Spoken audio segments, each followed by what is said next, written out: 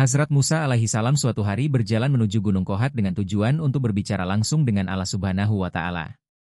Sesampainya di Gunung Kohat, Allah Subhanahu wa Ta'ala mulai berbicara kepada Musa alaihi salam melalui suara gaib. Musa alaihi salam berkata, "Wahai Allah, aku ingin tahu, siapa yang akan bersamaku di surga?"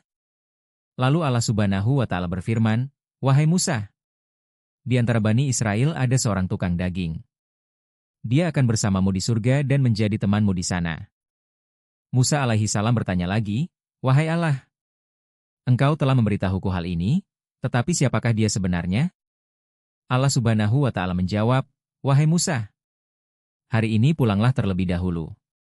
Beberapa hari lagi aku akan memanggilmu kembali dan memberitahu siapa tukang daging itu." Musa alaihi salam pun kembali ke rumah sesuai dengan perintah Allah Subhanahu wa Ta'ala. Beberapa hari pun berlalu. Suatu hari, Musa alaihi salam kembali melanjutkan perjalanan. Di tengah jalan, beliau bertemu dengan seorang wanita yang sedang menangis. Wanita itu melihat Musa alaihi salam dan mendekatinya, lalu berkata, "Wahai Nabi Allah, apakah engkau sedang menuju Gunung Tur untuk berbicara dengan Allah? Jika benar, tolong tanyakan kepada Allah tentang aku. Mengapa Allah belum memberiku anak? Aku telah menikah selama bertahun-tahun, tetapi belum juga menjadi seorang ibu. Apakah aku tidak mendapat anak karena kesalahanku? Mohon tanyakan kepada Allah." Musa alaihi salam menjawab, "Baik, aku akan bertanya kepada Allah Subhanahu wa Ta'ala tentang hal itu." Wanita itu pun pergi. Setelah mendengar pertanyaan wanita itu, Musa alaihi salam merasa sangat terkejut. Karena itu, beliau memutuskan untuk tidak pergi ke tempat lain dan langsung menuju Gunung Tur. Sesampainya di sana, beliau bertanya kepada Allah Subhanahu wa Ta'ala, "Wahai Allah, di jalan tadi aku bertemu seorang wanita yang menangis. Dia mengatakan bahwa dia sudah lama menikah tetapi belum juga memiliki anak. Apa yang harus aku sampaikan kepadanya?" Allah Subhanahu wa Ta'ala menjawab melalui suara gaib, "Wahai Musa, katakan kepada wanita itu bahwa dalam takdirnya tidak tertulis bahwa dia akan memiliki anak. Itulah sebabnya dia tidak menjadi ibu sampai sekarang. Anak laki-laki dan perempuan hanya diberikan oleh Allah, dan hanya yang Allah tetapkan yang akan terjadi." Setelah mendengar jawaban ini, Musa alaihi salam memutuskan untuk pulang. Namun, di tengah perjalanan pulang, beliau teringat akan wanita tersebut dan memutuskan untuk langsung pergi ke rumahnya. Saat wanita itu melihat Musa alaihi salam datang, dia tampak terkejut. Dia berkata, "Wahai Nabi Allah, apakah engkau telah bertanya kepada Allah tentang pertanyaanku?" Musa alaihi salam menjawab, "Allah Subhanahu wa Ta'ala telah berfirman bahwa dalam takdirmu tidak tertulis memiliki anak. Karena itu, engkau tidak akan bisa menjadi seorang ibu." Mendengar hal itu, wanita itu menangis sangat sedih. Musa alaihi salam pun pergi meninggalkan tempat itu. Beberapa waktu kemudian, seorang fakir tua datang ke rumah wanita itu dan berkata, "Apakah ada orang di rumah? Aku seorang fakir yang sudah tua, sudah beberapa hari tidak makan. Aku sangat lapar. Mohon berikan sesuatu di jalan Allah. Sesungguhnya Allah Subhanahu wa Ta'ala akan mengabulkan niatmu." Wanita itu mendengarnya dan mempersilakan fakir itu masuk. Dia memberinya 4 roti untuk dimakan. Kemudian wanita itu berkata, "Engkau adalah hamba Allah, maukah engkau berdoa kepada Allah agar dia memberiku seorang anak? Aku tidak punya anak." Fakir itu pun berdoa kepada Allah, "Wahai Allah, berikanlah anak kepada wanita ini." Setelah itu, fakir tersebut pergi dari rumah itu. Beberapa tahun kemudian, Musa alaihi salam kembali melewati rumah wanita itu saat sedang dalam perjalanan. Beliau teringat akan wanita yang dahulu menangis, maka beliau pun mendekati rumahnya. Di sana, Musa alaihi salam melihat wanita itu sedang bermain dengan seorang anak kecil dengan sangat bahagia. Wanita itu melihat Musa alaihi salam dan keluar sambil berkata, "Wahai Nabi Allah Musa, dulu engkau mengatakan bahwa aku tidak akan pernah memiliki anak. Tapi sekarang Allah telah memberiku seorang anak." Mendengar hal itu, Musa alaihi salam sangat terkejut. Untuk mencari jawaban atas kejadian itu, beliau pun segera pergi ke Gunung Tur. Sesampainya di sana, beliau bertanya kepada Allah, "Wahai Allah, dulu engkau mengatakan bahwa wanita itu tidak akan memiliki anak, tetapi sekarang aku melihatnya bermain bahagia dengan seorang anak kecil. Apa sebabnya ini?" Allah Subhanahu wa Ta'ala menjawab melalui suara gaib. Wahai Musa, jika engkau ingin mengetahui jawabannya, bawalah kepadaku daging manusia dalam sebuah piring, maka engkau akan mendapat jawabannya. Mendengar perintah ini, Musa alaihissalam pun pergi dengan membawa piring dan pisau. Beliau mendatangi kaumnya dan berkata, Wahai kaumku, Allah yang Maha Agung telah memerintahkanku untuk membawa daging manusia. Apakah di antara kalian ada yang bersedia memberikan daging dari tubuhnya sendiri? Tak seorang pun yang bersedia.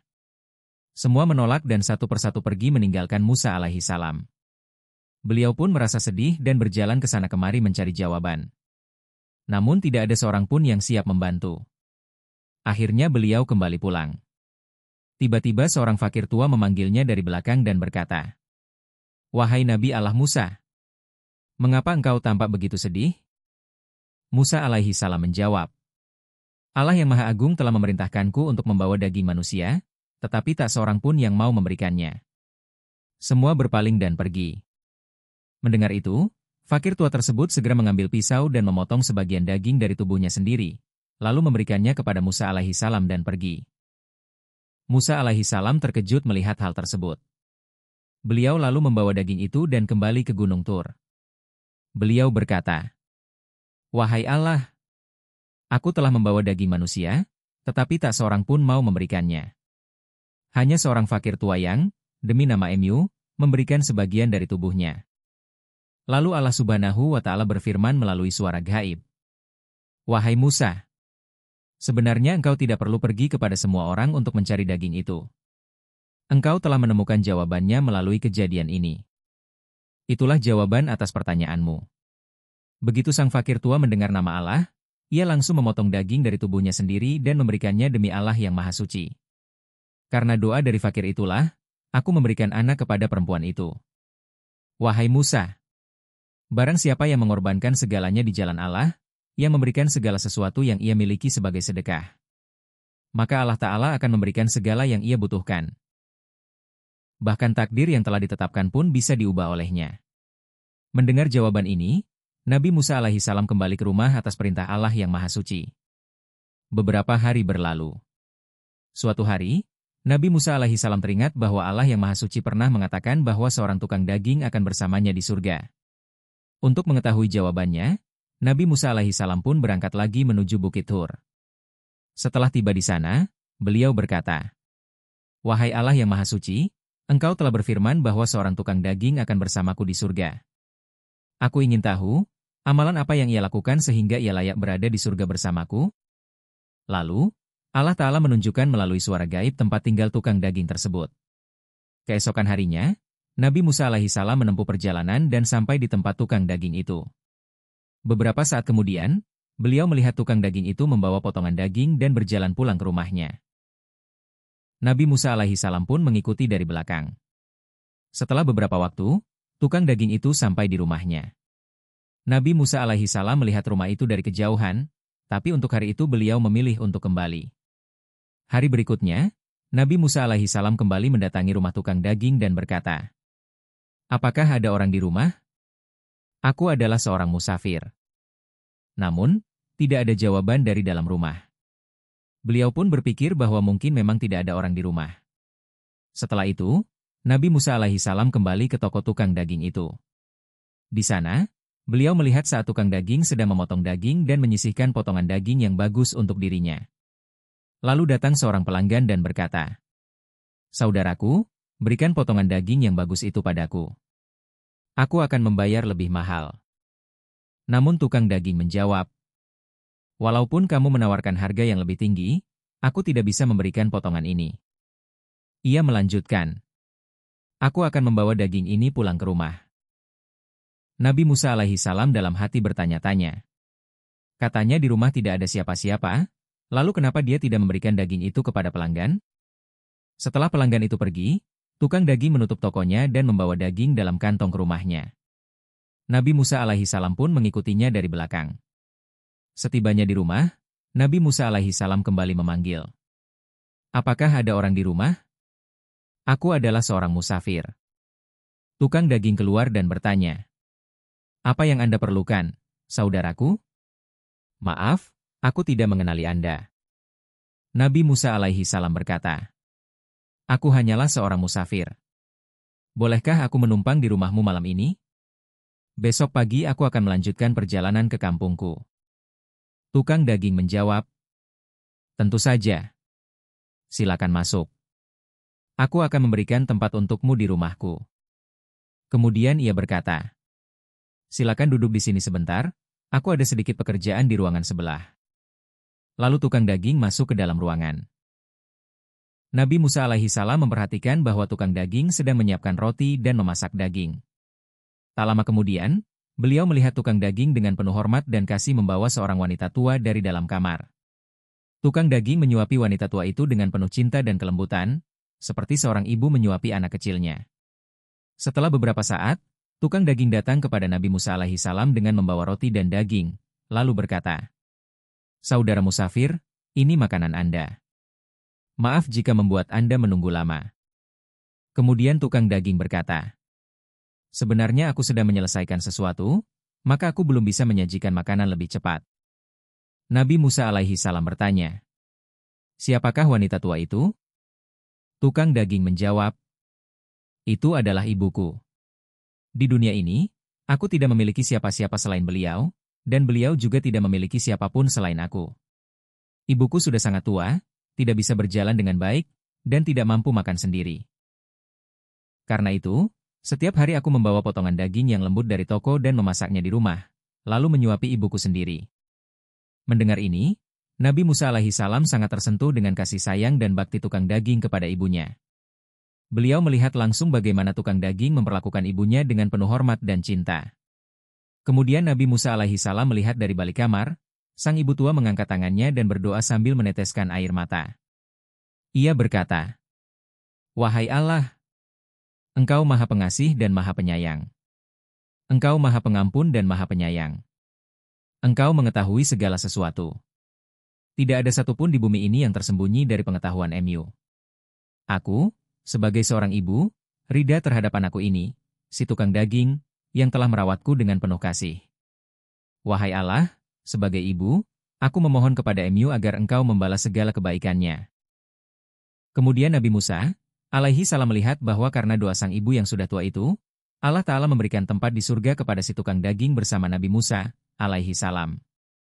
Setelah itu, Nabi Musa, alaihi salam tidak kembali ke rumah, melainkan langsung menuju Gunung Tur. Sesampainya di Gunung Tur, Nabi Musa, alaihi salam berkata, aku telah pergi ke rumah tukang daging itu dan aku melihat bahwa dia tidak melakukan amalan istimewa selain berbakti dan mencintai ibunya dengan sangat. Lalu terdengar suara gaib dari Allah Rabbul Alamin. Wahai Musa, ketahuilah bahwa tukang daging itu akan bersamamu di surga. Sebabnya adalah baktinya kepada ibunya dan cintanya yang tulus kepada sang ibu.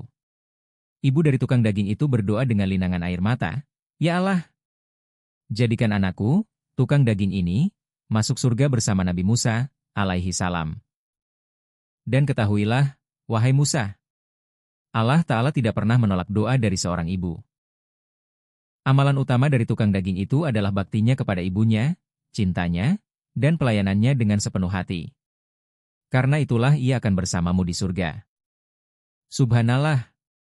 Kalau kamu merasa kisah ini bermanfaat, jangan lupa untuk membagikan kepada orang lain dan sampaikan pendapatmu. Beberapa ribu tahun yang lalu, ada seorang nabi bernama Ibrahim, alaihi salam. Suatu malam, beliau bermimpi dan dalam mimpi itu, Allah berfirman kepadanya, Ibrahim, persembahkanlah kepadaku sesuatu yang paling engkau cintai di jalan Allah. Ketahuilah bahwa Allah senantiasa menguji para hambanya, terutama para nabi dan rasul, untuk melihat apakah mereka lebih mencintai Allah atau mencintai pemberian-pemberian Allah. Mimpi para nabi adalah wahyu dan perintah dari Allah. Maka setelah mimpi itu, Nabi Ibrahim, alaihi salam mengorbankan 100 ekor unta dari kawanannya. Di zaman sekarang, itu seperti menyumbangkan 100 mobil mewah. Nabi Ibrahim, alaihi salam berpikir bahwa ia telah memenuhi perintah Allah. Tapi malam berikutnya, beliau mendapatkan mimpi yang sama. Karena itu beliau mengorbankan 200 ekor unta. Tapi mimpi yang sama kembali datang. Nabi Ibrahim, alaihi salam kemudian sadar bahwa Allah meminta sesuatu yang lebih dicintainya. Ia berpikir dalam-dalam, lalu menyadari bahwa yang paling ia cintai di dunia ini adalah putranya, Ismail. Perlu diketahui bahwa Nabi Ibrahim, alaihi salam telah berdoa seumur hidupnya untuk memiliki keturunan, dan Allah mengaruniakan Ismail saat beliau berusia 80 tahun. Ismail adalah anak yang sangat beliau cintai. Maka beliau paham bahwa Allah meminta pengorbanan terbesar, yaitu anak yang paling beliau cintai, sebagai bentuk ujian, apakah beliau lebih mencintai anaknya atau mencintai Allah. Ini adalah ujian yang sangat besar. Keesokan harinya, beliau berkata kepada istrinya, Hajar, mandikan dan dandani anak kita Ismail dengan sebaik-baiknya. Hajar pun memandikan, memakaikan wewangian, dan mendandani Ismail dengan penuh cinta. Nabi Ibrahim membawa Ismail menuju sebuah gunung.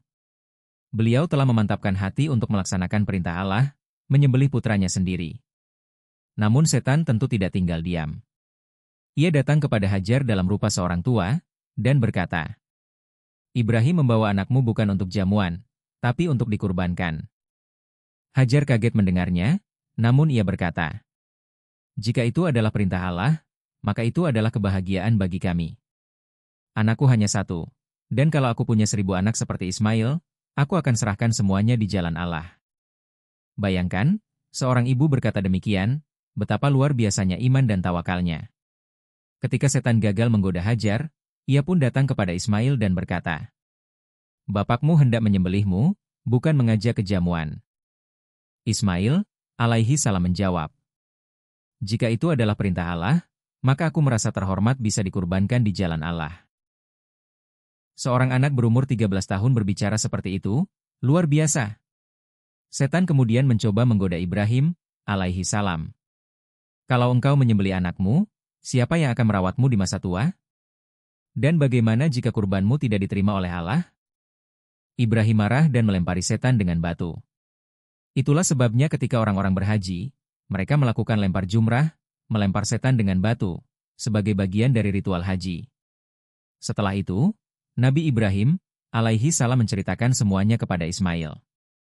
Ismail berkata, wahai ayah, jika itu perintah Allah, maka aku rela. Tolong ikat tanganku dan tutuplah matamu saat menyembelihku, agar engkau tidak ragu dan tidak merasa sedih. Maka Nabi Ibrahim pun mengikat tangan dan kaki Ismail, dan menutup matanya. Beliau kemudian menggerakkan pisau ke leher anaknya. Namun, Allah tidak mengizinkan pisau itu melukai Ismail. Tiba-tiba terdengar suara hewan, dan saat Ibrahim membuka matanya, beliau melihat seekor domba telah disembelih sebagai ganti anaknya, dan Ismail berdiri tersenyum di sampingnya. Kemudian Allah berfirman, wahai Ibrahim, engkau telah lulus ujian ini.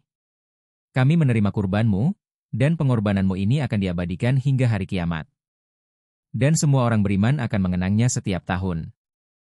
Sejak saat itu, kurban Nabi Ibrahim menjadi ibadah yang dilakukan oleh umat muslim setiap tahun. Saat Idul Adha, umat Islam di seluruh dunia menyembelih hewan halal sebagai kurban, lalu membagi dagingnya menjadi 3 bagian.